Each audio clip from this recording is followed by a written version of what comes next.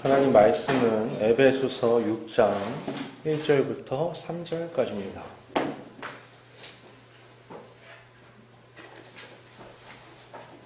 에베소서 6장 1절부터 3절까지입니다.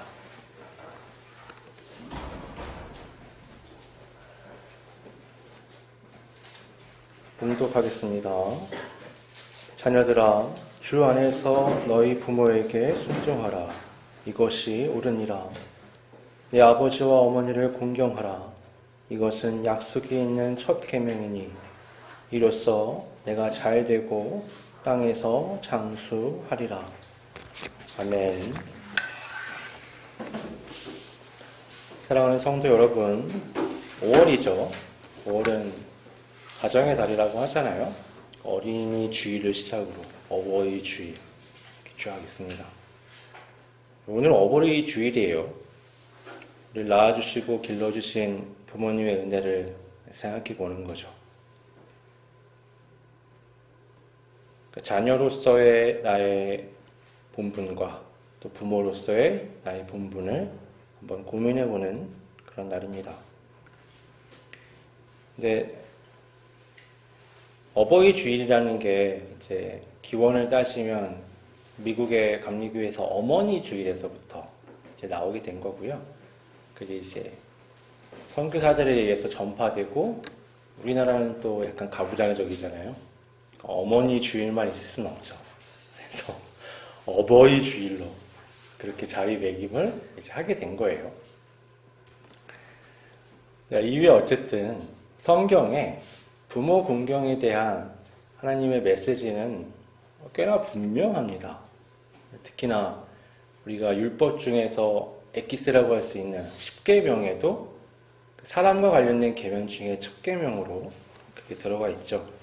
그래서 그 부모에게 오늘 말씀을 보면 순종하고 공경하라 라고 얘기를 하는데, 이 안에 그냥 일반적인 윤리적 가치로서 이걸 보는 것이 아니라 이것을 성경께서, 하나님께서 성경을 통해 기록하시고 우리에게 주셨다라는 관점에서 신앙의 눈으로 이 부분들을 한번 살펴보려고 합니다.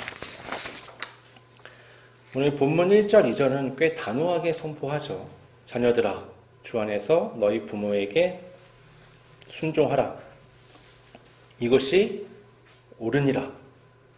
내 아버지와 어머니를 공경하라. 자, 여기서 가장 주목해야 할 단어가 순종하라, 그리고 공경하라. 이 명령형 동사예요. 그러니까 이거는 선택의 여지가 있는 그런 얘기가 아닙니다. 내 부모에게 순종하라, 그리고 공경하라. 그러니까 하나님의 백성이라면 마땅히 따라야 할 것이 바로 부모에 대한 순종, 그리고 공경이라고 말할 수 있습니다. 특별히 2절 하반절에는 이게 약속이 있는 첫 계명이다 라고 말씀하잖아요. 그러니까 사람과 관계된 계명 중에서 10계명 중 첫 번째 계명이에요. 그 첫 번째 계명이라는 건 10계명의 구조가 그래요. 1, 2계명부터 10계명까지 앞의 계명을 바탕으로 뒤의 계명이 존재할 수 있어요. 천지창조도 마찬가지고요. 하나님 말씀은 굉장히 체계적입니다. 근데 사람과 관련된 계명 중에서 사람이 세상에 태어나서 삶을 살아가고 사회를 이루는데 가장 근간이 뭐냐? 가정이고 그 안에서도 부모와의 관계이다라는 것을 성경이 말씀합니다. 굉장히 중요하다는 거죠. 1절은 또 분명하게 선언을 해요. 이게 옳다. 이거는 이게 좋다. 이게 바람직하다. 그런 종류가 아니고요. 이거는 완벽에 가까운 기준을 얘기하는 겁니다. 하나님께서 가정이라는 것을 만드시고 이 가정을 통해서 생육하고 번성하며 사회가 형성되고 신앙이 전수될 수 있게끔 그렇게 공동체를 하나님이 디자인하셨는데, 그 안에서 핵심이 되는 게 뭐냐? 부모와 자녀의 관계에서, 자녀의 관점에서 보면 부모에게 순종하고 공경하는 겁니다. 이건 하나님의 질서에 따르는 거예요. 그래서 자녀와 부모에게 순종하고 공경하는 건 단순하게 부모님을 기쁘시게 해드린다는 차원을 넘어서는 겁니다. 이거는 하나님께서 우주 만물을 만드시고 운행하시는 그 거대한 질서, 하나님의 통치에 순응하는 것이다 라고 말할 수 있어요. 마치 지구가 태양을 이제 정해진 궤도로 돌면서 사계절이 질서정연하게 운행이 되잖아요. 그런 것처럼 우리가 하나님의 명령에 순종하며 그 질서 안에서의 삶을 살아갈 때 우리가 하나님의 창조 세계의 질서 속에서 조화와 평강을 누릴 수 있는 겁니다. 그래서 3절에 그렇게 약속이 나오는 거예요. 이로써 내가 잘되고 땅에서 장수하리라. 그러니까 이게 단순히 선행을 하면 하나님이 막 은혜를 주셔가지고 네가 잘되고 어떤 장수하게 된다는 어떤 거래적인 의미의 말씀이 아닌 거예요. 하나님은 하나님께 순종하는 자에게 당연히 복을 주십니다. 그리고 하나님의 말씀에 순종하는 게 하나님의 창조 질서 안에서는 당연한 거예요. 하나님의 창조 질서 세계에서 하나님이 사람들에게 주시고자 하는 건 생명, 평안, 기쁨입니다. 그렇기 때문에 하나님의 창조 질서에 부합한 삶을 살아간다면 복과 장수라는 건 자연스럽게 따라오는 거라고 말할 수 있어요. 여러분 한번 생각을 해보세요. 식물을 키우는데 식물에게 적절한 햇빛을 이제 받게 하고 그 다음에 수분도 충분히 공급을 해주면 잘 자라서 풍성한 열매를 맺겠죠. 그걸 가지고 우와 기적이다 이렇게 생각하는 사람은 없단 말이에요. 그건 그냥 자연의 이치입니다. 꾸준히 운동하고 건강한 식습관을 가지고 있는 사람은 대체로 건강해요. 그걸 기적이라고 생각하진 않는단 말이에요. 열심히 공부하고 탐구하는 사람은 지혜와 지식을 얻을 수밖에 없습니다. 이처럼 하나님의 원리, 하나님의 명령에 순종하는 삶은 그 자체로 복된 결과를 가져오도록 설계되어 있는 거예요. 부모에게 순종하고 공경하는 삶은 우리 영혼을 건강하게 하고요. 인간 관계를 풍요롭게 하고 우리가 속한 공동체에 선한 영향력을 가져다 줍니다. 이게 바로 본문이 말하는 잘 된다는 의미예요. 네 개인의 욕심이 잘 될 거야 이런 의미가 아니란 말입니다. 이러한 안정과 조화 속에서는 자연스럽게 장수가 찾아오게 되는 거예요. 하나님의 형상을 회복하는 과정, 또 그 안에서 하나님이 주시는 은혜와 복을 기대할 수 있는 게 바로 이 말씀이라고 생각해 볼 수 있어요. 그런데 중요한 부분이 하나 있어요. 오늘 명령에는 단서가 하나 있습니다.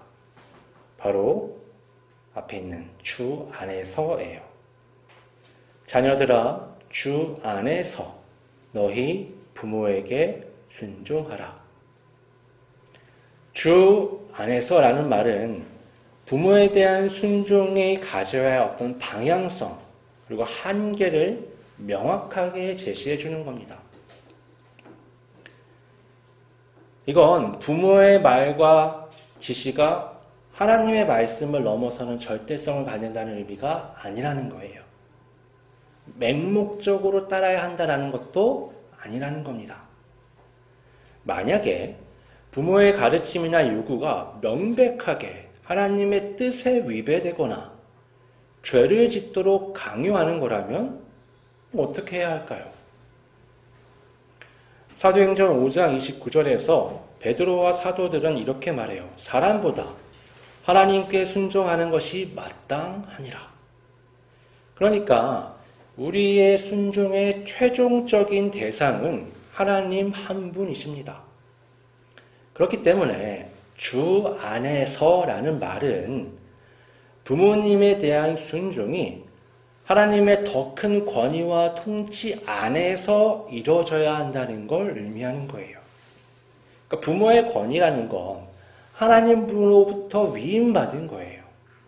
따라서 하나님으로부터 부합될 때 그 부모가 하는 말은 정당성을 갖게 되는 겁니다. 자녀들은 이걸 분별할 수 있어야 돼요. 또 부모된 사람들에게는 두렵고 떨림으로 자녀를 대할 책임을 갖게 되는 겁니다. 주 안에서 순종이 가능하려면 부모 자신이 먼저 주 안에서 자녀를 양육해야 돼요. 부모는 자녀에게 투명한 유리창과 같습니다. 자녀들이 부모를 통해서 하나님을 볼 수 있어야 돼요. 그래서 여러분 그런 사람들이 있는 거예요. 아버지에 대한 너무 힘든 기억이 있는 사람은 신앙생활할 때 하나님을 아버지라고 부르는 게 매우 힘이 듭니다. 그래서 하나님 어머니란 표현까지 나오기 시작했는데 거기에 거부감을 갖는 사람들도 있지만 제 개인적으로는 그럴 필요는 없는 것 같아요. 왜냐하면 부모라는 유리 너머로 하나님을 보기 때문에 그 유리가 너무 불투명하거나 왜곡되면 하나님에 대한 인식에 심각한 왜곡을 가져올 수 있습니다. 그래서 믿는 그리스도인들은 자신이 투명한 유리가 되어 하나님을 온전히 비춰 보여주어야 한다는 사명감을 자녀 양육에 있어서 가져야만 해요. 자녀들은 부모의 삶, 부모가 하는 말, 그 사랑과 용서, 그 인내와 훈육을 통해서 하나님의 성품을 어렴풋하게 경험하는 겁니다. 부모의 따뜻한 사랑 안에서 하나님 아버지의 그 무한한 사랑을 느끼는 거예요.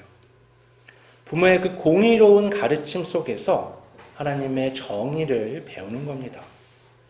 부모의 신실한 삶을 통해 하나님의 변치 않는 약속의 신뢰를 경험하게 되는 거예요. 우리는 그리스도 예수를 통해서 하나님 아버지를 완벽하게 볼 수 있습니다. 우리에겐 예수님이 그런 투명한 유리창과 같은 존재로 하나님을 우리에게 보여주신 거예요. 요한복음 14장 9절에서 예수님은 이렇게 말씀하십니다. 나를 본 자는 아버지를 보았거늘. 예수님은 예수님이고 하나님은 하나님이시죠. 제자들은 예수님을 봤지 하나님을 봤다고 생각하지 않았어요. 그래서 맨날 하는 말이 뭐였냐면 하나님을 보여달라는 거였습니다. 예수님 말씀하시죠. 너네 날 봤는데 뭘 하나님을 보여달라 그래. 제자들은 나중에 그 말의 의미를 이해하게 돼요. 예수님이 하시는 표현, 말씀, 행동, 삶의 방향, 그걸 보면서 경험하는 거예요. 많은 사람들이 교회 안에서 목회자나 중직자들로 인해서 상처받고 교회를 떠나는 경우들이 있죠. 아니 예수님을 봐야지 왜 그 사람들을 봐라고 말할 수 있지만 그 사람들에겐 책임이 있는 겁니다. 사람들은 하나님께서 세우신 교회의 중직자를 통해서 초신자들이 하나님을 볼 수 있게끔 설계하신 거예요. 그러니 약간은 무거운, 약간이 아니죠. 약간은 부담을 가져야 되는 이제 무거운 직책이라고 말할 수 있는 겁니다. 예수님의 삶 전체가 하나님의 그 사랑과 성품을 드러내는 통로가 됐던 거예요. 이처럼 이상적인 그리스도인 부모는 자녀들한테 살아있는 성경이 되어야 합니다. 작은 예수가 되어야 해요. 하나님의 모습을 비춰서 보여줄 수 있는 존재가 되어야 합니다. 자녀가 부모를 통해서 하나님의 임재와 인도하심을 느낄 수 있을 때 그 부모를 향한 순종은 단순한 인간적인 의무를 넘어서 하나님께로까지 닿는 경배와 순종이 될 수 있는 겁니다. 단순히 부모 자식 간의 관계를 얘기하는 게 아닌 거예요. 안타깝지만 현실은 늘 이상과 같지 않죠. 세상에는요, 부모로서 아주 기본적인 사랑과 책임을 다하지 못하는 사람들도 있습니다. 자녀를 소유물처럼 여기고 왜곡된 자기애를 투사하고 정서적, 육체적 폭력으로 깊은 상처를 주는 부모도 있어요. 이런 어둡고 아픈 현실 속에서 주 안에서 순종하라는 말씀은 도대체 어떻게 적용되어야 하는 걸까요? 여러분, 이건 부모의 착취, 학대, 이런 걸 그냥 묵인하고 따라야 한다는 얘기가 절대 아닌 겁니다. 주 안에서라는 기준이 이걸 우리에게 가르쳐 주는 거예요.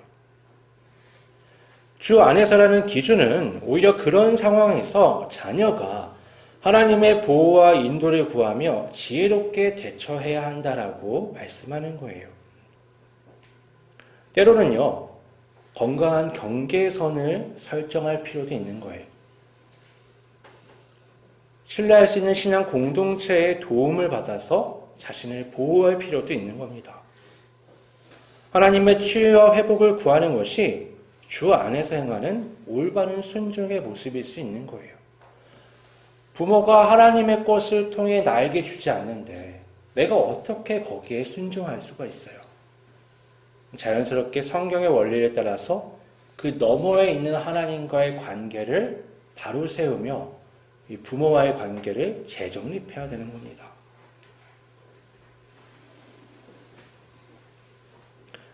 그래서 교회는 부모 밑에서 고통받는 자녀들을 위해서 함께 아파하고 기도하고, 왜냐하면 우리가 다 하나님을 아버지라고 부르잖아요. 건강한 가정관을 이 교회 안에서 만들어줄 의무가 있는 겁니다. 궁극적으로 주 안에서라는 말씀은 부모된 우리에게 끊임없는 질문을 가져오는 거예요. 나는 내 자녀에게 어떤 하나님을 보여주고 있는가? 내 말과 행동, 내 삶의 우선순위를 통해서 자녀들은 하나님께 더 가까이 가고 있는가? 아니면 하나님으로부터 멀어지고 있는가? 이 질문 앞에 정직하게 서야만 합니다. 날마다 하나님의 은혜를 구하며 자녀들에게 생명의 길을 안내하는 부모가 되어야 하는 겁니다. 오늘 본문은 순종하라는 명령과 함께 공경하라는 명령도 제시를 해요. 이 두 단어는 비슷하게 보이지만 그 의미와 적용 범위에 있어서 중요한 차이가 있습니다. 순종이라는 건 부모의 가르침과 지도에 구체적으로 따르는 어떤 적극적인 행동을 의미한다고 한다면 이건 미성년 자녀들에게 더 해당이 되는 말이라고 할 수 있어요. 공경은 보다 넓고 지속적인 개념을 갖습니다. 공경은 뭐냐면 가치를 인정하다, 존귀하게 여기다, 존중하다, 이런 뜻을 담고 있습니다. 그러니까 부모의 존재 자체에 대해서 깊은 존경심과 감사의 마음을 가지는 그런 태도를 얘기하는 거예요. 순종이 자녀가 부모에게 드릴 수 있는 최선의 열매라면 성인을 기준으로 봤을 때 공경은 그 나무의 뿌리가 되는 최소한의 기준이라고 말할 수 있습니다. 그러니까 공경에서 시작해서 순종의 열매까지 도달해야 되는 겁니다. 순종은요, 상황에 따라서 좀 달라질 수 있어요. 부모가 하는 말과 행동, 관계, 사건, 상황 속에서 순종이라는 건 좀 달라질 수 있습니다. 성인이 되어서 부모님의 의견을 경청하고 존중을 해야죠. 그러나 독립된 인격이 되어야 되는 거예요. 스스로 판단하고 결정하는 게 당연한 거고요. 그 가운데 순종이 이루어질 수 있으면 좋은 겁니다. 그런데 공경은 그런 거랑 상관이 없어요. 공경은 뭐냐? 부모가 하는 말이 옳든 그르든 상황이 어떻든 기본적으로 부모에게 갖는 자세를 얘기하는 거예요. 부모님께서 연로하시고 힘이 없고 때로는 자녀의 생각과 다른 의견으로 고집을 피우고 또 때로는 심지어 자녀들에게 아주 실망스러운 모습을 보일 수도 있습니다. 그럼에도 불구하고 나를 낳아주시고 길러주신 그 수고, 헌신, 내 존재 자체의 근원이 되는 그 사실만으로 부모는 마땅히 공경받아야 돼요. 공경은 부모님의 어떠함, 완벽함을 전제로 하는 게 아닙니다. 그것은 하나님께서 부모를 나의 부모로 세우셨다는 사실에 대한 인정이에요. 그걸 인정 안 할 수는 없잖아요.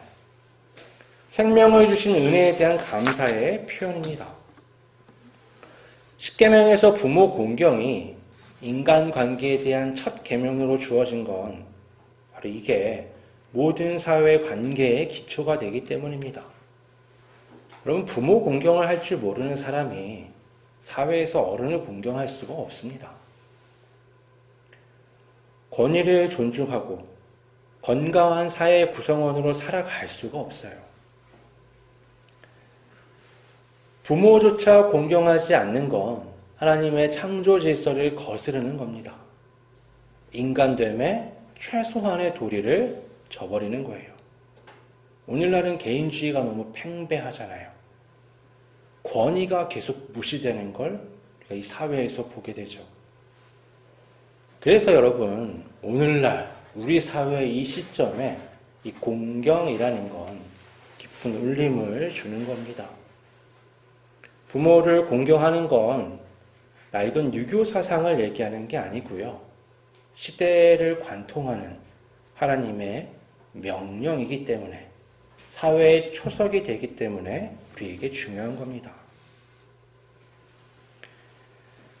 3절로 가면 이로써 내가 잘되고 땅에서 장수하리라 라는 말씀을 우리가 아까도 한번 봤잖아요. 이건 단순한 개인의 혈통이나 물질적인 축복, 물리적인 장수를 의미하지 않는다고 우리가 앞서 얘기했습니다. 여러분, 이건 관계의 복을 말하는 거예요. 하나님께서 디자인하신 대로 부모와 자녀의 관계가 서로 사랑하고 순종하고 공경할 때 그 가정은 작은 천국을 경험하게 됩니다. 그 안에는요, 이해가 있고요, 용납이 있고, 위로가 있고, 격려가 있고, 신뢰가 있고, 안정이 있습니다. 우리가 다 가정을 생각하며 꿈꾸는 것들이잖아요. 서로의 존재가 힘이 되고 기쁨이 되는 관계, 그게 바로 이 잘되고라는 말의 핵심이라고 할 수 있습니다. 이렇게 정서적, 영적 풍요로움은 우리 삶 전반에 긍정적인 영향을 미쳐요. 그렇게 평안한 가정 가운데 삶을 살아가는데 밖에 나가서 많은 어려움과 많은 관계를 잘 이겨내고 만들어갈 수 있겠죠. 마치 기름진 땅에 뿌려진 씨앗처럼 다른 영역에서도 선한 열매를 맺을 수 있는 겁니다. 또 이 약속은 단지 한 개인이나 한 가정에 국한되지 않고요, 공동체 전체로 확장됩니다. 부모를 공경하는 문화가 살아있는 사회, 세대 간의 존중, 사랑이 넘치는 공동체는 당연히 더 안정적이고 건강하게 발전할 수 있겠죠. 이것이 땅에서, 곧 사람들이 사회를 이루는 곳에서 장수하리라는 약속이 담긴 사회적인 복입니다. 하나님의 질서가 가정에서부터 시작돼서 사회 전체로 확장될 때 그 땅은 하나님의 평화와 번영을 누리게 되는 겁니다. 현실 속에서 이 약속이 문자 그대로 모든 사람에게 동일하게 이루어질 수 있는 건 아니죠. 예수님을 믿고 부모를 공경하며 선하게 살려고 노력을 아무리 해도 고난을 당하거나 일찍 세상을 떠나는 경우도 있습니다. 그러면 막 그걸 보면서 저 사람은 겉으로만 그랬고 사실은 안 그랬던 거 아니야? 이렇게 생각하시면 안 된다는 거예요. 여러분, 운동을 아무리 열심히 해도요, 병에 걸릴 수 있는 거예요. 아무리 조심해도 사고 날 수 있는 겁니다. 이건 우리가 살아가는 인간 세계의 한계예요. 여러분, 중요한 건 오늘 이 말씀이 일반적 원리라는 겁니다. 하나님의 질서에 순응하는 삶이 개인 간 공동체에 선하고 복된 결과를 가져올 가능성이 훨씬 높은 거예요. 우리가 이 땅에서 그 모든 열매를 다 못 본다고 해도 그 하나님의 보편적 원리를 따라서 삶을 살아가는 건 당연히 추구해야 할 바가 되는 겁니다. 사랑하는 성도 여러분, 오늘 우리는 어버이 주일을 맞아 에베소서 6장 1절부터 3절 말씀을 살펴보며 부모 공경과 순종의 깊은 의미를 생각해 봤어요. 인간적인 효의 차원을 넘어서 하나님의 창조 질서에 참여하는 것이라는 것. 이게 첫 번째 약속 있는 계명이라는 것. 이게 우리 삶에 복을 가져다 주는 하나님의 디자인된 시스템이라는 걸 우리가 알게 됐습니다. 자녀된 우리에게 도전이 되죠.